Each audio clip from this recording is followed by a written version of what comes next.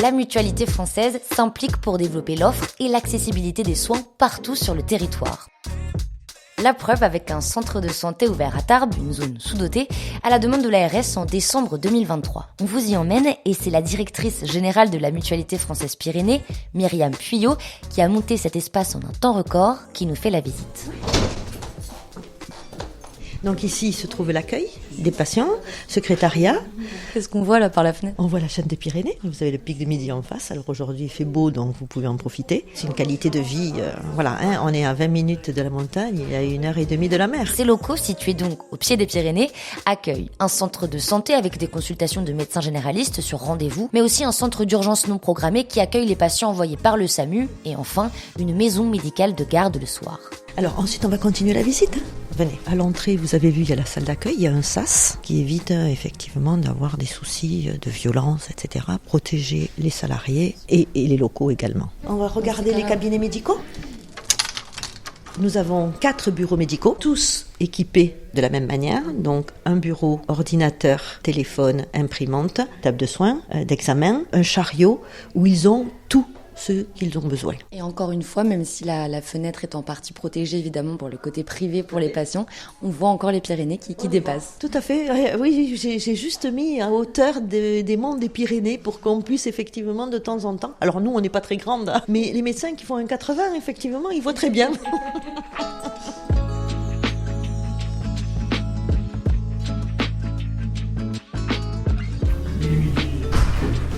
Bonjour. Bonjour.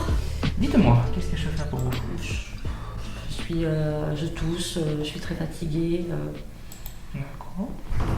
Depuis combien de temps là ? depuis dimanche. Donc je m'appelle Yohan Souchard, je suis actuellement en dernier semestre de mes études et je fais régulièrement des remplacements au centre. Vous coulez du nez un petit peu ? Un petit peu. Ouais, de la fièvre ? Je sais pas. Vous n'avez pas pris ? Oui, je pense que je suis un peu. Allez, venez. Ah, je vous laisse enlever le gilet. Donc, on est à 13,8. Donc ça c'est bien.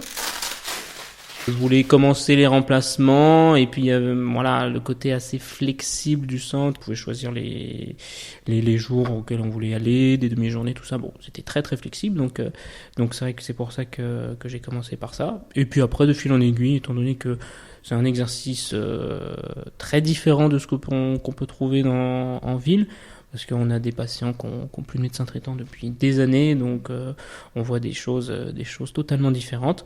C'est très intéressant, et c'est comme ça que je suis resté finalement assez régulièrement, à peu près une fois par semaine au centre, quoi. Je vais écouter dans le dos, respirez fort. Bon, il y a des petits bruits là sur le côté droit. C'est possible qu'il y ait une petite surinfection finalement. Initialement, c'était peut-être un virus, et puis après, ça s'est un petit peu emballé. Hop.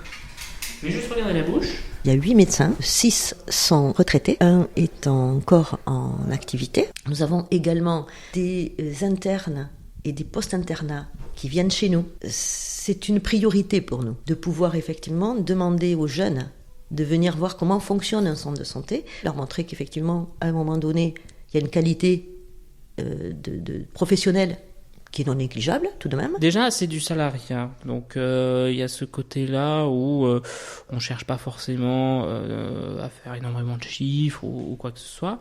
On a effectivement beaucoup de personnel, donc tout ce qu'on fait normalement dans une consultation en ville classique, je dirais, on le fait pas là, donc c'est vrai que c'est un confort très plaisant, quoi. On acquiert beaucoup d'expérience dans un cadre quand même confortable.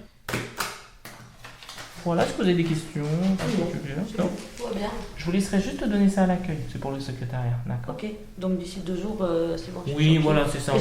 On se donne 2 jours pour savoir si l'antibiotique est efficace. Et puis voilà. Si début de semaine prochaine, vous avez encore de la fièvre ou alors que ce sera amélioré, n'hésitez pas à revenir. Hein. Merci beaucoup.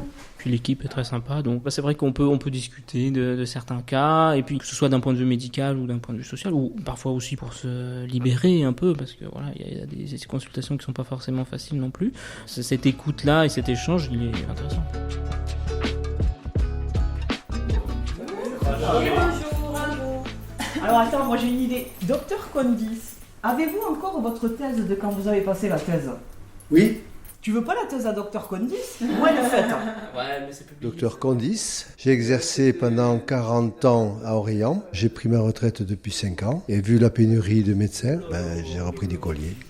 C'était les accidents cardiovasculaires sous lupus érythémateux disséminé. Oh là là. Je viens 1 à 2 demi-journées par semaine. Alors ce qui m'a motivé, c'est la pénurie de médecins. Tous les jours, je suis sollicité par 2 ou 3 personnes de ma connaissance, des voisins, etc. Après, ce qui m'a aussi motivé, c'est que j'ai toujours aimé mon métier. Je voulais un métier utile. Et je crois que plus ça va, plus il est utile. Nous avons à peu près par médecin 40 patients par jour. Donc vous multipliez, si vous avez 3 médecins, ça fait 120. 120 patients par jour. On est entre donc 40 et 120 ou 160 patients par jour si on a les 4 cabinets ouverts. Ce qui est quand même important compte tenu du manque de médecins dans le département et du nombre de consultations demandées chaque jour. Ah, mais s'il y a de la place, on fait rentrer tout le monde. Par contre, vous restez assis là, d'accord ? Non, interdit. Interdit pour la circulation des patients et des médecins. Si vous avez besoin de vous dégourdir les jambes, vous revenez en salle d'attente. Compris ? Super. L'agenda est fait de telle sorte que, en fonction du nombre de médecins, on ouvre plus ou moins des lignes de créneaux. C'est une consultation tous les quarts d'heure qui est prévue normalement. C'est assez fluide parce que quand on est 3 médecins, si on a un qui patauge un peu avec un patient, les autres vont prendre le relais et finalement ça s'enchaîne assez rapidement. La journée se déroule bien, quoi. Et les patients prennent rendez-vous, il n'y a pas de médecin attitré. C'est le premier médecin qui est disponible qui prend le patient. Donc ça permet cette petite flexibilité qu'on n'aurait pas effectivement en libéral où on a tant de patients et puis s'il y en a un qui nous prend plus de temps, le reste il sera en retard, puis c'est tout. Là effectivement on peut absorber, quoi. C'est agréable de travailler en équipe aussi. Ici c'est hyper confortable. Vous pensez que ces structures sont importantes pour lutter contre les déserts médicaux et qu'elles vont se multiplier dans l'avenir ? Je pense que ça fait partie d'une des solutions. Mais la solution, elle est politique. Alors, depuis 1995, je cherche un associé, un successeur à mon associé. Dans le malaise, il y a longtemps qu'il existe.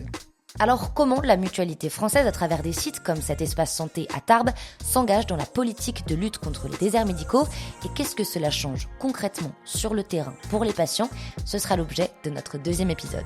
C'est mieux que d'attendre le soir, de devoir aller aux urgences. Nous avons effectivement une baisse des listes d'attente chez les médecins libéraux. Il n'y a qu'à voir la tête des gens quand ils nous voient. Ils sont contents. Je suis soulagé, bien accueilli, rassuré. Et puis je sais que le prochain problème, je sais que je peux venir. C'est une réussite, ça a porté ses fruits. Au cœur du soin est un podcast réalisé par WhatsApp Doc en partenariat avec la Mutualité française.